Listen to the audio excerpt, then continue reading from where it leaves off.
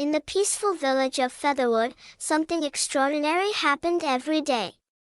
The village was not like any other because its doctors were not humans, but animals. Dr. Henrietta, the Hen, was the village's best-known doctor. She wore a tiny pair of glasses perched on her beak and a white coat that made her look very wise. Her gentle clucking always comforted her patients. Dr. Henrietta was famous for her knowledge of herbs and plants. She knew just what to use to heal a scraped knee or soothe a sore throat. Every morning, she would cluck her way through the village, visiting her patients. If a child had a bad cough, she would brew a special herbal tea from the leaves and flowers she had carefully picked. "Drink this, little one," she would say with a soft cluck. "It will make you feel all better." Next door to Dr. Henrietta's clinic was Dr. Quackers the Duck. He was known for his skill in treating broken bones and sprained ankles. With his webbed feet and a quack full of confidence, Dr. Quackers would waddle to the stream every day to find smooth stones and cool water for his treatments. Dr. Quackers had a little basket that he carried everywhere, filled with bandages and splints.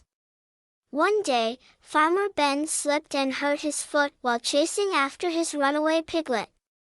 Dr. Quackers quacked reassuringly as he wrapped the farmer's foot in a snug bandage. "Don't worry, Farmer Ben," he said. "This will help your foot heal quickly." In a beautiful, colorful tent at the edge of the village lived Dr. Peony the Peacock. His feathers sparkled with shades of blue, green, and gold.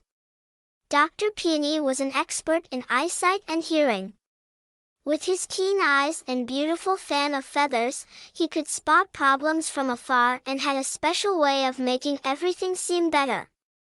One day, little Sophie came to see Dr. Peony because she was having trouble seeing the stars at night. Dr. Peony unfurled his magnificent tail and examined her eyes with a tiny, shiny mirror. "Here, my dear," he said, giving her a special pair of glasses he had made. "These will help you see the stars twinkle just like my feathers." One evening, a big storm swept over Featherwood village. The wind howled, and the rain poured down.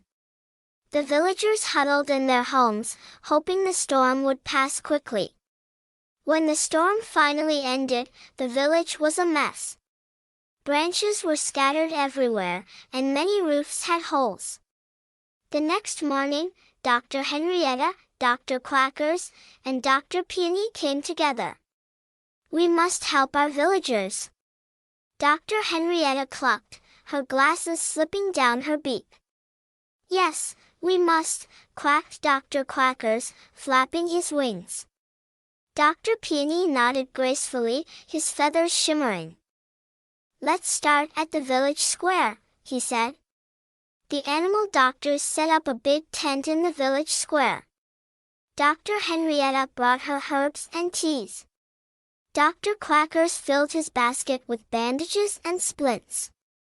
Dr. Peony arranged his special glasses and tiny mirrors on a colorful cloth. Villagers came one by one. There was little Tommy, who had a nasty splinter in his finger from picking up broken branches. Dr. Henrietta gently removed the splinter and applied a soothing ointment. Tommy's eyes brightened. "Thank you, Dr. Henrietta," he said. Next came Mrs. Willow, who had slipped on the wet ground and twisted her ankle. Dr. Quackers quacked softly as he wrapped her ankle in a supportive bandage. "Keep it rested," he advised with a warm smile. Mrs. Willow gave him a grateful hug. Then there was Mr. Finch, an old man who had lost his glasses in the storm. He couldn't read his favorite book anymore. Dr. Peony, with a flourish of his feathers, presented Mr. Finch with a new pair of glasses. "These will make your book as clear as day," he said, bowing slightly. Mr. Finch was overjoyed and promised to read a story to all the village children as a thank you. By the end of the day, the villagers felt much better. They decided to throw a special thank you party for their wonderful animal doctors.